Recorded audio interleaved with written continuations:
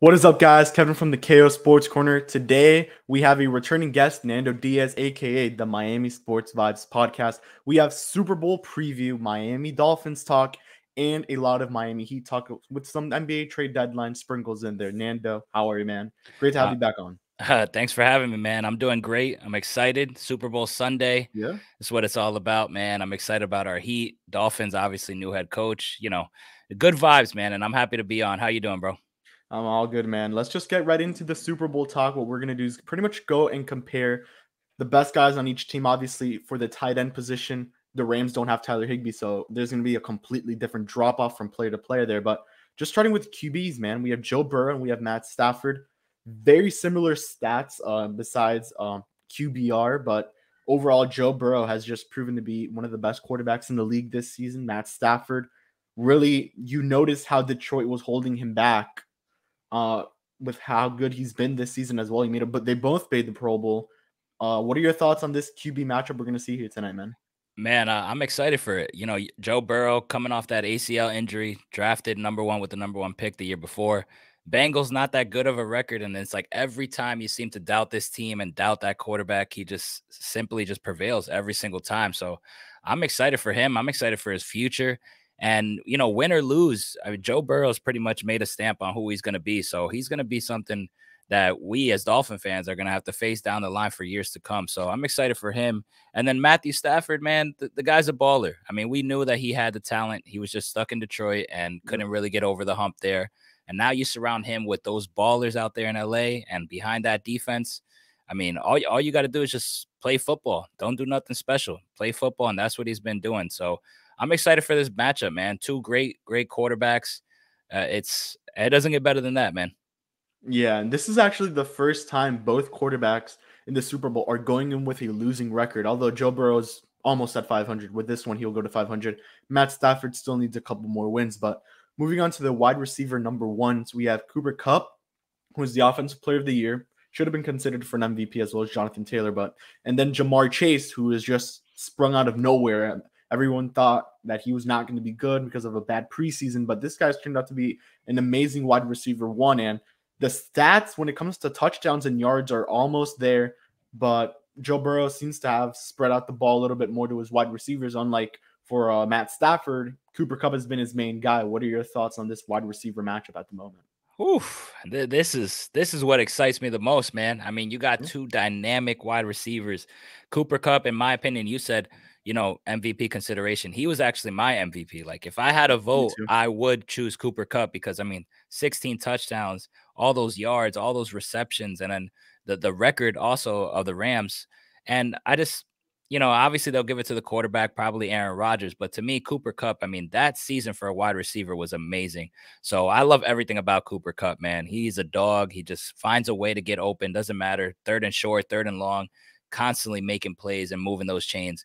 And then Jamar Chase, man, rookie with what 13 touchdowns. That was over 1,000 yards. I mean, that's Yep. big time. That's big time right there. Big time. I mean, everybody was down on Jamar Chase because of a couple drops, like you said in the preseason. I didn't think he was going to be this good. I knew he was going to be good, but this good. I mean, double digit touchdowns, over 1,000 yards. And the crazy thing is, they know Jamar's getting the ball and he still finds a way to grab it. So this excites me the most, man. This matchup with Cooper Cup, Jamar Chase on the other side, that's what I'm looking forward to the most, man.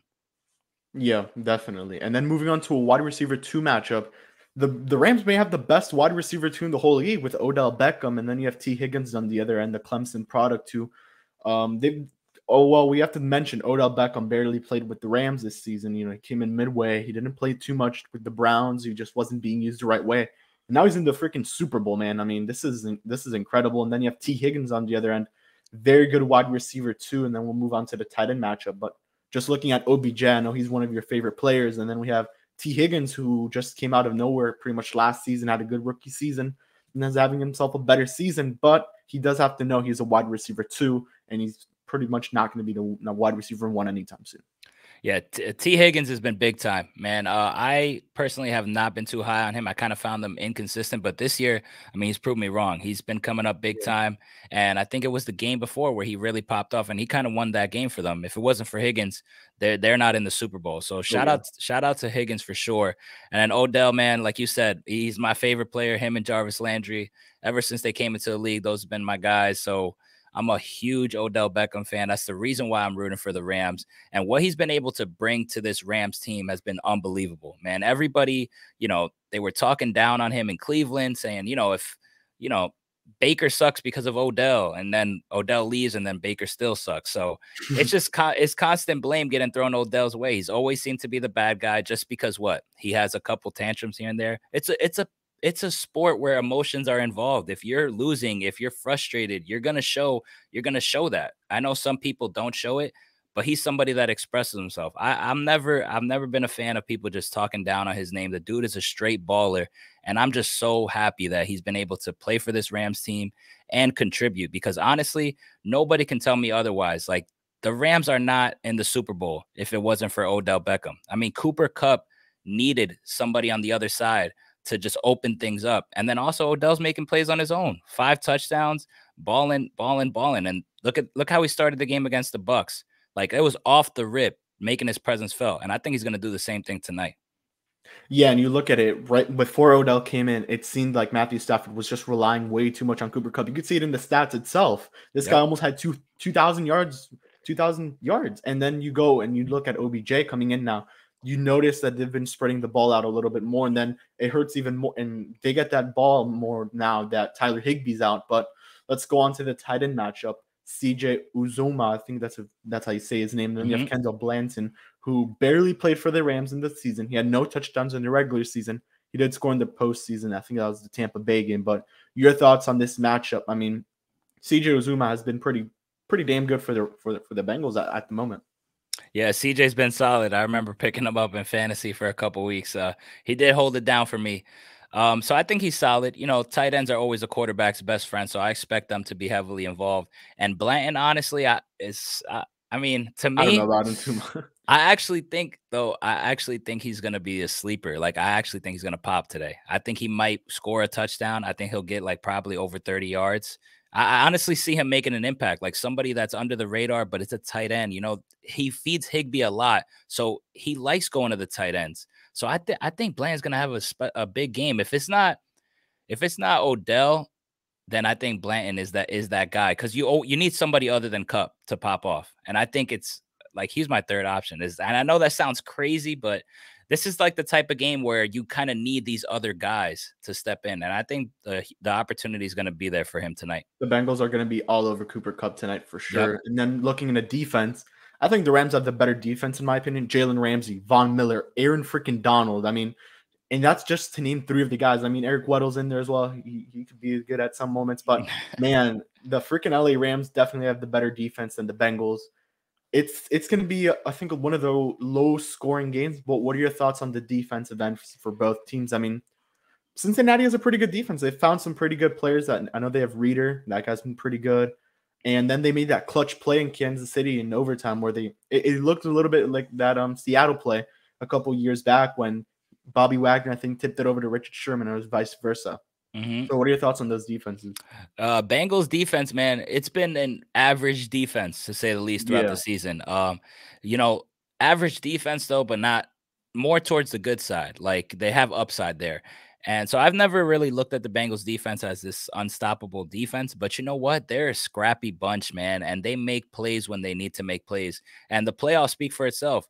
I mean, against Tennessee, Tannehill had a chance to win that game, and they got an interception, and then that led to the Bengals winning. You talked about the interception against the Chiefs. I mean, they're constantly making plays, and they're scrappy. Do they give up some penalties here and there for being overly aggressive? Yes, but they're a scrappy bunch, and they're embracing that. So I think there is some upside to them. I think they're solid enough to possibly win this game tonight. But I mean, on the other side, the Rams defense, that is no joke, man. Jalen Ramsey, Aaron Donald, like you said, Von Miller. I mean, the list goes on and on. Those boys get after it from a pass rushing perspective. They can lock you up. They can intercept the ball with Jalen Ramsey. They could play man, play zone. They could do it all, man. And honestly, Von Miller, You traded for him. You went all in. I think this is going to be his game. Like on the defensive side, you know, everyone's going to be focused on Donald. Jalen Ramsey is going to do what he has to do with Jamar Chase. But I think Von Miller is going to be that guy that makes that impact. And this is why you make that trade. You make that trade for when you get to the Super Bowl for it to pay off. And I think everything is set for Von Miller to have a crazy game tonight. Yeah, man. I know who you're going for, and I know who you think is gonna win. But what's your score prediction for this Super Bowl tonight, man? Score prediction, man. I've been bouncing around. I can't really seem to get a grasp on a perfect score, but I think the Rams win by 10, man. I would say, let me go 31-21. I think Rams win by 10. Okay, well, here's my score prediction. I said 24-21. Bengals win. I'm going for the Bengals. I like Joe Burrow. I like that team. I respect And it. I think it's going to come down to a field goal, man. I think these defenses, especially the Bengals defense, is going to play up tonight. It's the freaking Super Bowl. You're trying to win. You're trying to win for the city that hasn't won in years, man. It's been over 20 years, I would say. I think the last time was when Joe Montana was a 49er, and they made that Super Bowl down here in Miami. That's which they lost. So, man, I think Bengals defense is going to lock down Cooper Kupp, and then they'll have to go into their tight ends. I think Matt Stafford will go to his tight ends.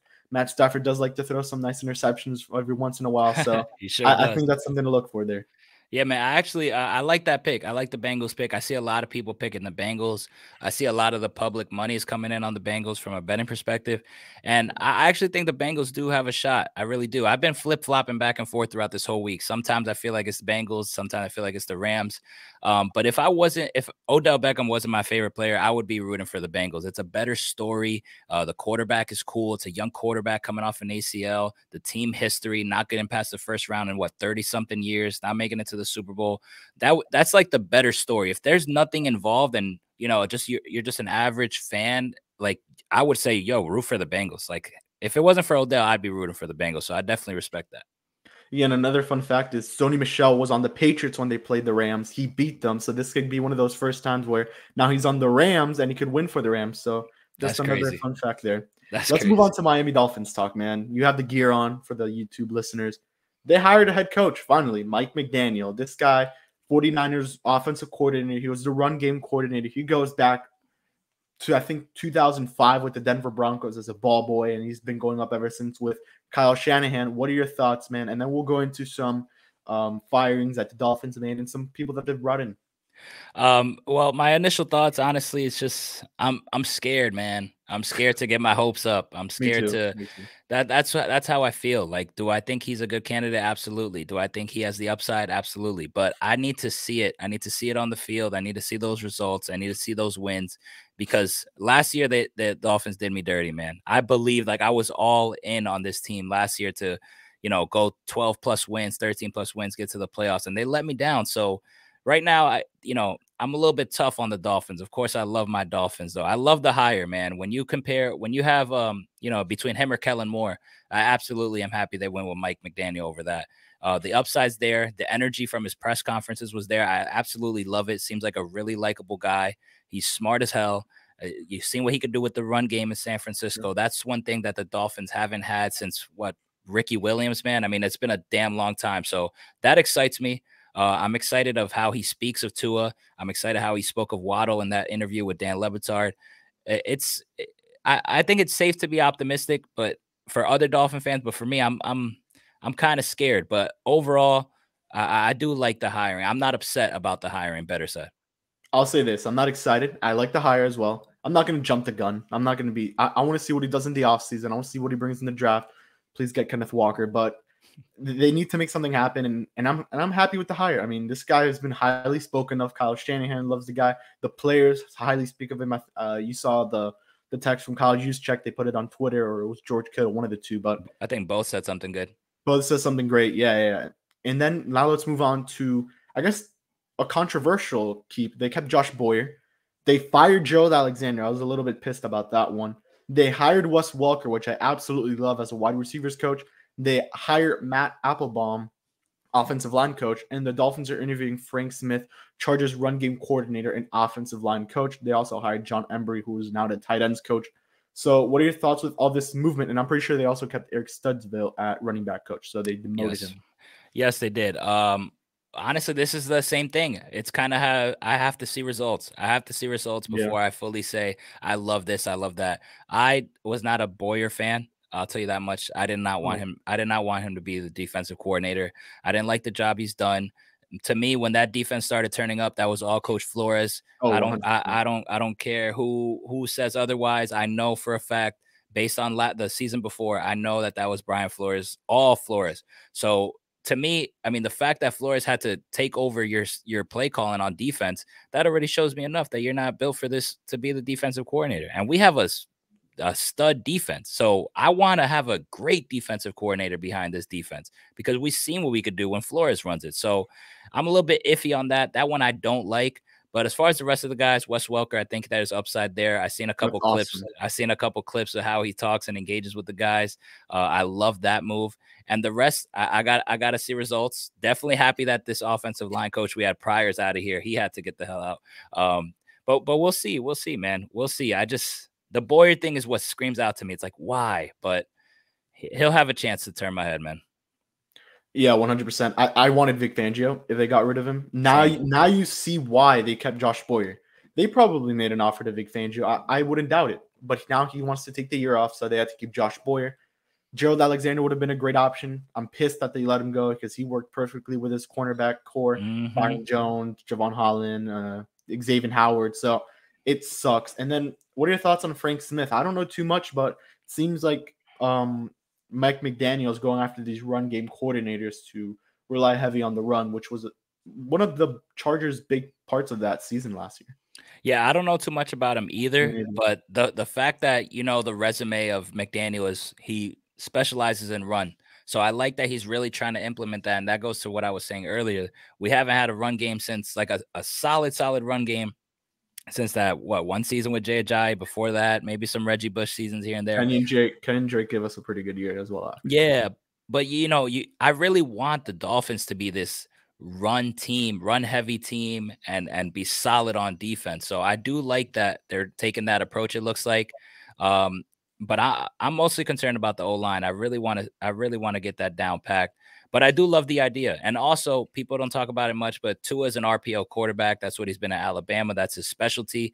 And this year, he specializes in that. But when he's faking a handoff to all these different guys, whether it's a Malcolm Brown, then there's no how you gonna have an RPO with no R. There's no run game. Nobody's scared of Malcolm Brown getting the ball or things like that behind that offensive line. So I like the approach. I like the mindset. I'm excited for the future. You gotta really hammer that run game, especially if Tua is the quarterback, which it seems to be. Do you know what they did with the other guy, the other offensive coordinator? The Dolphins, or have they let him go or no? I don't know. It's Godsey. Yeah, Godsey. I don't know. I didn't see his name on the I haven't seen it in a on the while. list. Yeah, I haven't seen it. So I assume they'll fire him once they get the new guy, or they'll put him right. back to some kind of coaching role because he was pretty good before he turned into the OC. Yeah. Who is your pick for offensive coordinator? I mean, who are the guys that you've been looking at? Now, something interesting is you probably saw this today. Adam Schefter reported that Eric Bieniemy is going to meet with Andy Reid, and they're going to discuss his future in Kansas City if it's going to be in Kansas City. So I would hold the brakes and see if maybe Bieniemy gets fired or let go, and then Miami can make a swoop in there. Man, That would be the dream scenario, man. But man, don't excite me, bro. If that happens, I mean, that would be my number one choice. That's for damn sure. I love Eric Bieniemy, man. I wanted him to be the head coach. He was one of my top 3 choices, honestly. And I know he didn't get an interview, but that's one guy that I have like really a lot of respect for, man. The stuff he's able to do and he's done in KC is like it speaks for itself, man. Incredible. The designs and everything, man. I would like to if we can get him. But the other candidates, I gotta take a deep dive. I'm kind of one that I'm so scared to get my hopes up in candidates. It's like once you get them, then I do my research on them.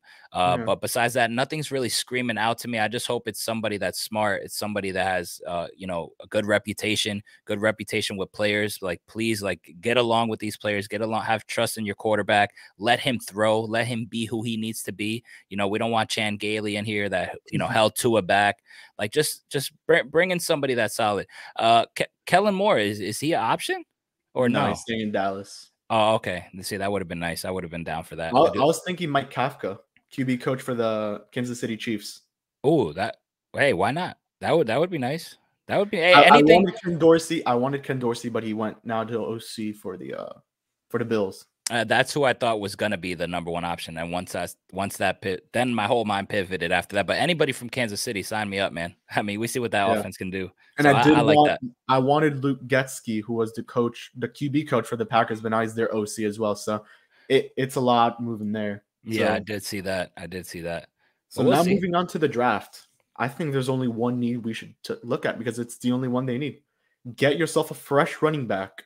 Kenneth Walker. That's who I want. But if you do have to look into more needs, I guess you could use an edge rusher or some kind of defensive piece because I don't want an offensive lineman in the draft. We've already seen it. Leon Eichenberg, Austin Jackson. Robert Hunt's actually pretty good. Solomon Kinley's okay. And then we'll go into I want a veteran established offensive line. The Miami Dolphins have the most money to spend this offseason. You could easily bring in a new set of offensive linemen. I don't know who the biggest one is, the biggest name out there. I know Terrell Armstead. I would love that one, but what are your thoughts on the draft? Who do you think we should look at? We have the 29th pick, if I'm correct. For the draft, as far as players go, I've seen a couple guys. I've done research on a couple guys, but I'm not on my full drafting yet. But I definitely want a running back. Walker definitely screams out to me. Spiller, I like his game as well. I think he can run. I think he would be great for this team. I definitely want to draft a running back, and I want to draft the running back early. I don't care what they say about, you never draft one first round, second round. You gotta get one. You gotta get one. A great example is Najee Harris. Look at him. I love Jalen Phillips. We could have had Najee Harris, and we won't be talking about this right now. But look at Najee Harris, and you look at the second round, pretty much almost the first round. Jonathan Taylor. Who's the other one? The guy from the Lions, DeAndre Swift. Yep. There's so many guys the Dolphins could have had for themselves that it hurts looking back at it now. Yeah, and I was just hammering the table for Najee Harris, and they passed on him. And I'm a Hurricanes guy, so I love Jalen Phillips, but I still, nobody could tell me I still would have went Najee, man. Even with the upside of Jalen Phillips. Yeah. I just think it's so important, especially like I talked about, when your quarterback dominates an RPO, get him a solid running back. So first round, I don't care, man. I'm sick of just, thinking of, oh, we should have drafted this guy. Go get your running back. Get the running back you like. Mike McDaniel, you're a pro at knowing this stuff. So I trust McDaniel. Yo, go get the best running back that you like. And I'm with that first round. Other than that, I'm definitely trying to get a wide receiver in the draft. We've drafted wide receivers pretty well. You definitely need another one. So I would go with that. Go with a young guy. And free agency, I'm going all in on offensive line like you talked about. Got the most money. Do what you got to do. Sign whoever you got to sign. If you have to make a trade, solidify the offensive line through trade or free agency. And then the draft, go all in on offense. Get your running back, get another wide receiver that's dynamic, and see where the pieces fall from there. That's where exactly I want to move free agency. The needs are, in my opinion, running back, wide receiver. Give me a damn backup quarterback. I don't want a Jacoby Brissett back in this team up. We went, 0-7 with Jacoby Brissett or 0-4? It was horrid.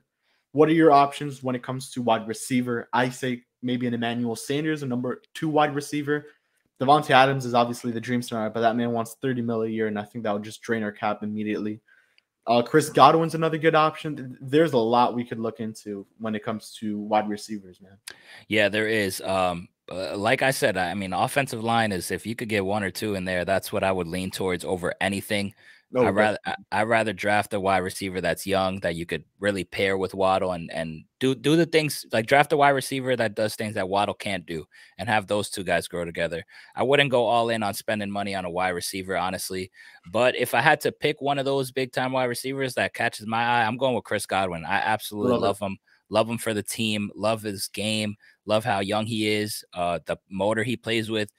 Honestly, I'm a believer that if Chris Godwin was healthy, the Bucs are in the Super Bowl right now. So Chris Godwin is the one. If I had to pick one, I would pass on Adams, too much money. I would pass on all these other guys. Sanders, I think, is solid, but like Chris Godwin, like that would be super dynamic. But you got to solidify that offensive line, though. I mean, if we had a solid offensive line, I would say go all in on Godwin. Could you imagine that? Gesicki, Waddle, Godwin, and a running game? Oh, man. Well, we have to see if Gesicki resigns, which now I forgot. Now we have to see. We have to see because Mike McDaniel doesn't use the tight end as much when it comes to the pass game. He likes to use it in the run game and the blocking game. So we'll see what happens there. But look at George Kittle. He's one of the best tight ends in the league right now because of that. So that's true. Hopefully that works. And backup QB, I'm thinking like a Marcus Mariota, maybe a Tyrod Taylor type of guy who, just in case, because Tua is an injury-prone quarterback. We have to accept it. Yep. We need a guy who we're definitely confident in that will go in there and actually win games, unlike Jacoby Brissett. Yeah, I want a guy that's similar to Tua. Mitch Trubisky would be a great option. Yeah, somebody that could run an RPO. Mitch Trubisky, Tyrod Taylor would be my choice. I love Tyrod, man, and He's awesome. he kills us all the time. So that would be nice to have him on our side. And then who'd you say? Mariota, that would be solid. Like somebody that's similar to Tua. That's what I would like, so that you're keeping the same system in place. You're not really changing your game, and you don't have to worry about an offensive coordinator falling in love with a different skill set like we had with Fitzpatrick and shit like that. Now that we're talking about QBs, where do you think Garoppolo goes? Because that's an interesting scenario. I mean, I immediately thought, what if let's say Mike McDaniels gets the job, which he did. Do you think he's gonna want Garoppolo and all that? I mean, Nah. it's a weird. I don't want Garoppolo. If we get him at most, give him the backup role, let him go in there for a couple snaps, kind of what you did with Brissett. But I don't know where you would go. New York Jets, backup Zach Wilson, the Giants. That's all I could think of because the Bucks are going in on Watson or Russell Wilson from the reports. So it's just weird. And Jimmy Garoppolo helped you get to the NFC Championship game. So yeah, I think he can be a starter somewhere, but off the bat, I can't really seem to grasp where Tampa he Bay's would the only go. team. Oh well, New Orleans. That would be a pretty good option. Yeah, I could see New Orleans. If Minnesota trades away Kirk Cousins, then that would be another good option. The Yep, Colts, yep, did they get rid of Carson Wentz?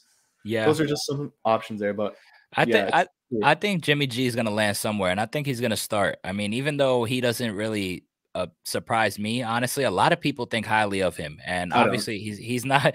I don't think so I either, don't. but I know a lot of people do, so I wouldn't be surprised if he's starting somewhere. But the whole thing for him coming to Miami, I don't think there's a chance. I know that the main thing for you to get this job as a head coach is you have to be all in on Tua. And I think doing that already starts up some drama, that starts up more media things. And we are just so tired of the media trying to spin things. We cannot afford to have Tua's head in any other place but football and on the field. Don't worry about your backup. You're the guy. And if Jimmy G's there, that already starts off the same cycle we had. I don't think there's a shot in that. But we'll see where Jimmy G goes, man. I don't believe in the dude. I don't think he's that good, but he does win games He somehow. flourishes. He plays well in the offense that McDaniel was putting. Yeah. That's pretty much it when it comes to him. I mean, oh, Washington football team. I'm just thinking of names right now. Yeah. Commanders. I'm sorry. Yeah, that's true. I forgot about that. But yeah, they're just it's gonna be a spot for Jimmy somewhere. All right, Miami Heat talk. This is I'm very excited. But before the Heat, we need to talk deadline. I made a video about it, but we could go a little bit more into it. Harden, Sabonis, Porzingis, just some names I got dealt. Oh, and CJ McCollum. Let's start with the Sabonis. This one, the Pacers fleeced the Kings. I'm sorry. You get Tyrese Halliburton, the best player on the Kings at the time, and you also get Buddy Hield, which is one of the best 3-point shooters in the league. A couple of years ago, he won the 3-point contest. He's still one of the best shooters now. And then you get Tristan Thompson, which you'll probably buy out at the end of the day, although he played a game. So, what are your thoughts on that trade? So I'm a De'Aaron Fox, one of my favorite players. So I do watch the Kings a lot, and this move surprised the hell out of me, man. I had a feeling that Fox was on the move. Everything Yeah. to me seemed like it was going to be Fox to try to get out of there and then have Tyrese Halliburton and Davion Mitchell, start in that offense. And Tyrese has been balling. Like you said, he's been their best player, and he has been. I mean, not too many people watch the Kings, but like I said, I'm a De'Aaron Fox guy, so I watch the Kings, and it's no joke. Like Tyrese Halliburton has taken this step this season. It's insane. When you talk about the IQ, rebounds the ball, he can pass the ball, he can shoot the ball. People And he talked wants about to be there, man. He wants to be there. and he loved it. He embraced the city. He embraced the culture. He embraces coaches. He's such a likable guy, man. And from just watching him, and I have a couple buddies of mine that are Kings fans. Like he is so loved in Sacramento. And has such a great heart, such a great kid. I heard that he was crying after he got Yeah. traded. I feel bad for him, man. And honestly, emotions aside, that guy he's so young, so much upside, high IQ. Sacramento never gets these type of guys. So that surprised me. And then, from their perspective, they really wanted to get an all-star to pair with Fox. Now they have two potential all-stars. At least you got one all-star, and they haven't had an all-star since DeMarcus Cousins. So the good thing is Sabonis is 25 years old. He's not old. He's a two-time all-star. He's yet to reach his prime. He's a really, really good player. He's solid, but it's just, I mean, I wouldn't have done the move. I get it. but I wouldn't have done the move. I really think that they tried to get Fox. I think Fox was part of the trade, and then Pacers said, no, we want Halliburton. Time started ticking. They just said, screw it. But we'll see. The Kings are 2-0 with Sabonis and Fox. So, I Yeah. mean, can they keep it up? We'll see. But yeah, Halliburton, that stings, man. That stings. My heart fell for him. They fleeced the Kings. They They did. literally did. Yeah. I mean, if you put the Aaron in that deal, fair trade. You know, it's a star for a star. Makes all the sense in the world. You pair up Tyrese, you put Davion Mitchell. Now, the only thing that I could see why they put Tyrese Halliburton is because you get two very nice veteran pieces in, who was it? Jeremy Grant. It was Jeremy Lamb, and you got Justin Holiday. Yeah. Who are actually very nice, solid pieces. So I don't know. It's just a weird trade. And then I think that one of the most surprising trades, Porzingis got dealt. Did not expect that to happen whatsoever. To the Kings in exchange for Dinwiddie and Bertans. That was a salary dump, but you did get a good player in Dinwiddie. So now they won't go after Dragic, which we need to talk about Dragic. So yeah, what are your thoughts on that trade? The Porzingis trade, that surprised the hell out of me. I did not see that happening at all. Me neither. I didn't see it. I mean, Porzingis has been solid when he's able to stay on the floor, but there's so much concern about him being able to stay on the floor. I think him and Luka have bumped heads a couple times. So, I mean, I just didn't think they would pull the trigger. And then for Spencer Dinwiddie, I mean, does that really move the needle? You already have Jalen Brunson there. So now you have this three really good guards. Does that work? I don't know. I think Dallas really fumbled right here. Dallas really needed to make a good move, and to me, it's not a good move. I don't know if it sets up something in the future. You know, maybe Dinwiddie's an easier contract to move in the future. Maybe they're punting on this year. I don't know, but this is an L. This is an L for me though. Yeah, I wouldn't have made that trade. I wanted Dorian Finney. They could have made that move there. He actually signed a nice extension now, so I'm surprised with that one. Really solid. I don't know. Is Dinwiddie on a 2-year deal or on a 1-year deal? Because that could say a lot on that trade. No, I mean, he just signed with Washington. I think it was either 3 or 4, if I'm not mistaken. Then they're pretty much preparing for Brunson to leave in free agency because I know he's on a 1-year. Right, or something. That'll be some kind of replacement, but it's a weird trade. And then Bertans, who barely played after in a pretty good season with the Wizards, he gets a big extension, which I don't think was worth it. And then that was another salary dump for the Wizards. So yeah. And then the final trade, Harden for Ben Simmons. I didn't think this was gonna happen. I thought it was gonna happen in the offseason. Man, the 76ers won this trade by a mile. I would say you don't give up Tyrese Maxey, you don't give up Matisse Thybulle. You won the trade right there and then because you gave up an expiring contract in Drummond. I'm pretty sure Seth Curry's contract is as well expiring or a 2-year deal. And then you give up Ben Simmons, who was never going to play for your organization again. That's a win in my eyes. And then the 76ers, unfortunately, pushed themselves probably into a 2nd or 3rd seed. I'm going to keep Miami at number 1. Yeah. I mean, hey, it's crazy that they were able to pull this off. Honestly, I'm so surprised. I mean, you look at what did Philly lose? What did they lose? Ben Simmons wasn't playing. Andre Drummond barely backed up minutes. You got Joel Embiid playing like a freak out there. I mean, he's the MVP right now. He's only resting like 5 minutes a game. I mean, what is Drummond really doing? And then you think about Curry. That's one guy you lose, but you got the emergence of Tyrese Maxey. You still got Danny Green out there who can snipe the ball. And you got Niang, who's been playing really, really good. So you got your shooters out there. They also got Paul Millsap. I forgot to mention that. Okay. But I think he'll get bought out. Yeah, probably. But also the other shooter, Korkmaz. So you got your shooter. So what did you really lose? You didn't lose much, and then you gained, to me, one of the top 6 players in the NBA. Obviously, you know, people dislike Harden. I'm a big Harden guy. I think the dude he's crazy talented. That's a nightly triple-double. Like, there's no doubt about it. When Harden is engaged and Harden really wants to win, he's big time. And not only that, man, Harden is always available. His best ability is availability, man. He never really misses games unless it's something serious. Like, obviously he's had the hamstring injury, but you don't see Harden do none of this load management stuff, none of this rest stuff. Like, Harden, if Harden is healthy, he is going to play. And that's been what he's done his whole career. He's simply available. So you pair that with Joel Embiid, who's possibly an MVP that year. You got those shooters around both of those guys. Oh my God, man. I think we're in trouble. As you know, I'm not gonna say they'll beat us because I love what we got. I love what we bring on a night-to-night basis. But I think Philly's number 2, man. I think we're gonna see them. I think we're gonna have to beat them. And I'm just like, damn it, this is gonna be tough. When I saw that trade, I was like, Man, Mm. we may no longer be a number 1 seed, but now let's go into the Heat. The buyout market is wide open for us because we made a good trade. We made a trade that means a lot more than what people look at it. I mean, when you first look at it, it's Kasich Paula for a second round pick. Oh, nothing crazy. You clear a roster spot, so now you can bring a buyout player. You already had a roster spot cleared, so you could bring Caleb Martin back to an NBA standard contract, which no idea why they still haven't done that move. And you get your first round pick. I think it's the 2022 first round pick amended or unprotected, whatever it was. You now have a movable pick. You have, for the offseason, you acquire a possible buyout guy, and you get Caleb Martin on a full contract, which allows you to play him in the playoffs because two-way guys aren't allowed to play in the playoffs. What are your thoughts on that trade? And then we'll talk Goran Dragic because that's a hot topic for some reason, and the buyout market.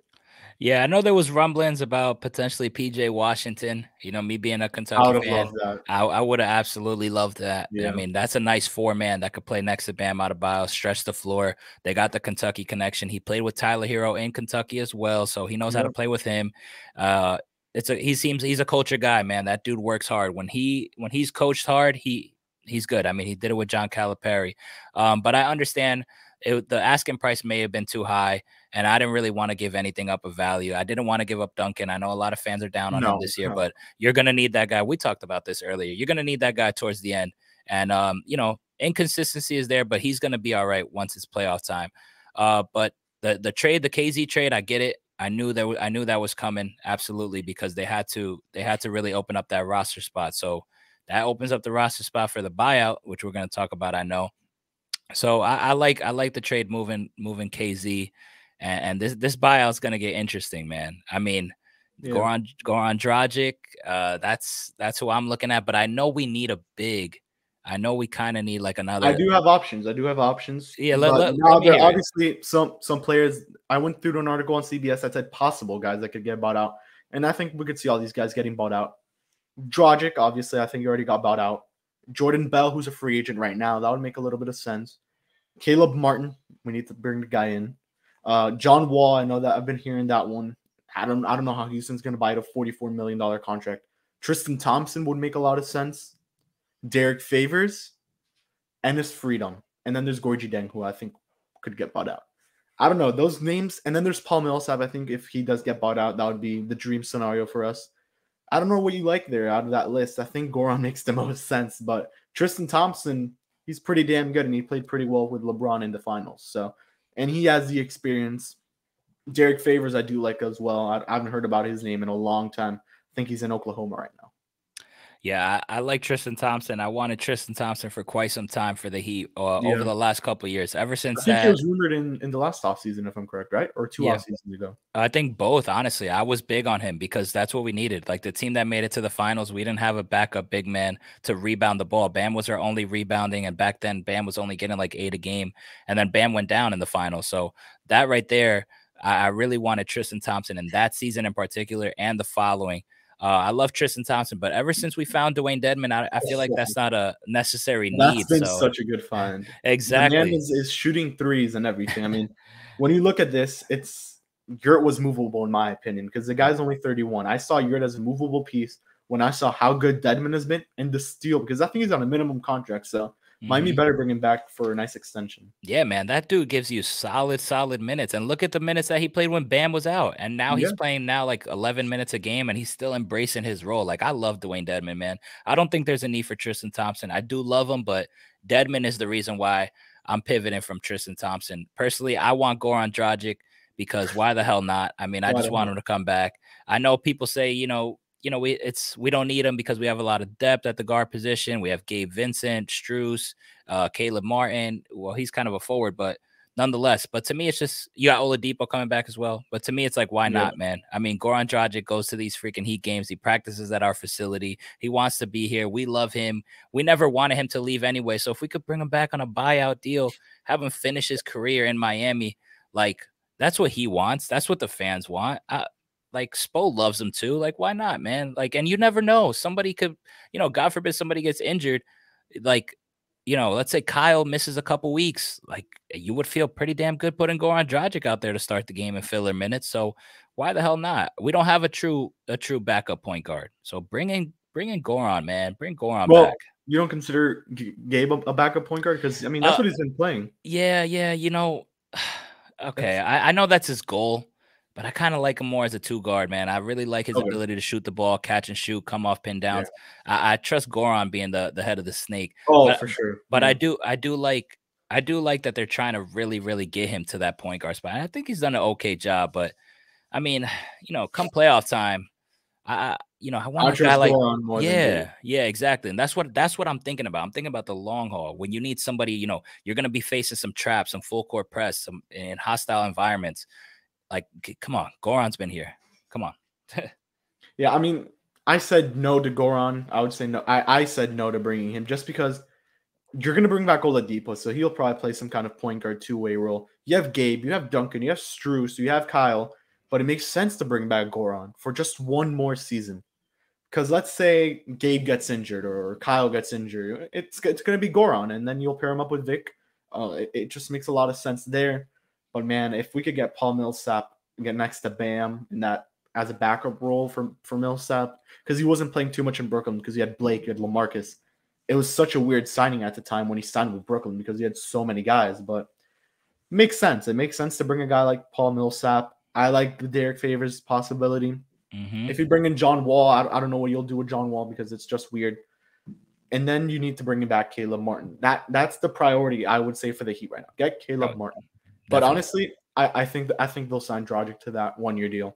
Unless the Lakers just give him something more enticing or another team. I just can't see him on another team, man. It's just weird. Like seeing him playing for the Raptors, that was weird, man. Yeah, I don't know, man. I like it just, and he's not listed. Like they didn't list the Heat. When Woj was talking about all these teams, he did not even list the Heat. I was surprised by that. I mean, where else would he go? I mean, I don't know if Phoenix Dallas doesn't make sense anymore. Phoenix, they have campaign. I mean, there's nothing, and I don't think he wants to go to LA because you're not going to make it to the playoffs with LA. I don't think they'll get out of that playing tournament. I don't see Goran being a fit there, man. And there's no way he's going to go to Brooklyn. That team's on an 11-game losing streak. It makes sense because Kyrie is he's a part-time player pretty much. Let's just be honest. Yeah. It makes sense. And then there's Milwaukee. Pat Connaughton, they just reported is out he's going to go into surgery, so that makes a lot more sense now. But I think he's going to finish it off with Miami, and we've seen what Dragic did in the playoffs 2 years ago in that bubble. Yeah, not only that, I mean, the fact that, he's training in our facilities, coming to our games, he speaks highly of us. He still wears our gear. Like, Goran Dragic has so much. He mentally checked out of Toronto the second he got traded, man. He has so much Heat culture in him. And after these battles and the crap that the Bucks talk when we played them, like, dude, Goran's not going to Milwaukee. I don't think that's in him. He has Heat culture in his blood. That's like against the Heat law. You're not going to the Bucks, man. No way. And now the funny thing is, who gets number 7, Lowry or Dragic, if they come back? I personally think Lowry will give it to Dragic because, man, that guy needs to have the jersey retired already. Yeah, that would be interesting, man. I didn't think about that, but I guess we'll see. Yep. Now, what have been your thoughts on the Heat so far? We spoke the last time we spoke right at the beginning of the season. You told me once it comes Christmas Day, I could give you a better look at the Heat. Now we're first seed. We've pretty much taken it over. Chicago's 1.5 games back. We have a lot more control of that first seed. We're gonna play. We're playing the Dallas Mavericks on Tuesday, if I'm correct. So, what are your thoughts on that team so far? This team so far, and I guess we could go back into that Brooklyn game after. Yeah, man. My thoughts on the Heat is I'm just overly impressed. I'm overly impressed by Eric Spoelstra. Coach of the year for sure. Getting the most out of his guys time and time again. Not only this season, but every single season. This has been an overdue award. So, I mean, coaching, that's what screams out to me. Hardworking, Heat culture. Like everybody talked about this team. Like, this is going to be a team that the fans really love because they play so damn hard. And you see that night to night, man. And then the injuries to Bam Adebayo, still winning games, staying afloat, being the number 1 seed. Jimmy Butler's also missed 19 to 20 games this season. And look at us. Kyle Lowry has missed some time, and we're still the first seed behind all of that. Like, that's just amazing. And I know I talked about, after Christmas time, I'm really, going to be able to tell you. And I kid you not, man, I really see this team competing. I see this team get into the finals. I don't think there's anybody, that I don't think we could be in a 7-game series. And it has to do with Eric Spoelstra. I mean, his ability to just, his attention to detail. I trust my team with that coach. We have the best coach in the Eastern Conference. I think that ultimately is going to be the deciding factor. PJ Tucker addition too has been unbelievable. I love PJ Tucker, everything he's about. And then the fact that we're doing all of this without Oladipo and without Duncan Robinson being his normal self. So we're not even there yet. Also, Morris has missed some time. I don't know if he's going to come back or not. Yeah, that's a weird situation. But the fact that all of that and then a potential buyout to add to this team, like I think it's going to be between us, Philly and Milwaukee. Like that's good. That's what it's going to come down to. And I love our chances, man. Like we stay healthy because we stay healthy. I think we got it. And that's the key, because I think we got it because of our defense and the way they play unselfishly. You got closing lineup of Kyle Lowry, Tyler Hero, Jimmy Butler, PJ Tucker, Bam Adebayo. You could pretty much switch everything. Obviously, your only liability right there is Tyler Hero, but he's able to make up for it on the offensive end. Yep. But you can stick these different guys. You could have Bam on Joel Embiid. PJ Tucker could shadow help in and out. You could stick Kyle Lowry on James Harden, mix in some Jimmy Butler. Like I love our chances. I like the way we match up against anybody, and I think this team is going to the finals, no doubt about it. Oh yeah, yeah. There's just no way you can't say no to the final for the Miami Heat. Yep. They've kept the first seed as an injured team because Philly overall they've been pretty healthy. Milwaukee's been pretty healthy overall. Brooklyn, they have their own situation. Atlanta's just been a disappointment. The Knicks as well. Toronto's surprised, but they're not going to get to the first seed. I mean, and then people still look at Miami as a 4th or 5th seed, which pisses me off. Oh, and then there's Chicago. They've been pretty healthy overall. Just haven't been able to take over that first seed. Now that Zach LaVine's going to be out for a good amount of time, it looks like. So yep, it's Miami's court to play with, man. I think they'll get to the finals. There's just no way they can't. And James Harden doesn't even scare me at all because Miami has beat every single team in the East. I'm pretty sure they've beat the Bucks by 40 in opening night when both teams were completely healthy. They've beat the Brooklyn Nets. I'm pretty sure every single matchup they've had this season. They played Kyrie and James Harden, not Kyrie. They played KD and James Harden in Brooklyn. They won that game, and then they played Kyrie Irving over here, and they still won. So Miami, I think it's finals bound, but first round matchups is what's going to scare us a little bit because there's some teams down there that are grit and grind type. And the first one I look at, let's just look at those possibilities. The Raptors, man. The Raptors are a damn good team. We went into triple overtime. We lost. I don't know if we went back to Toronto and we lost that game. I think we won, but your thoughts on the possible first round matchups? I have Raptors, Nets, Celtics, Hornets, and Hawks. I don't think the Knicks face the Heat in the first round. Man, I would be scared to play Toronto. Toronto's a scrappy bunch. That's the scariest team in my opinion. Yeah, in my opinion, that's the team I'm trying to avoid the most, man. Nick Nurse is his ability to coach as well. That's another guy that I have high. Like I think of him very, very highly. He's a smart coach.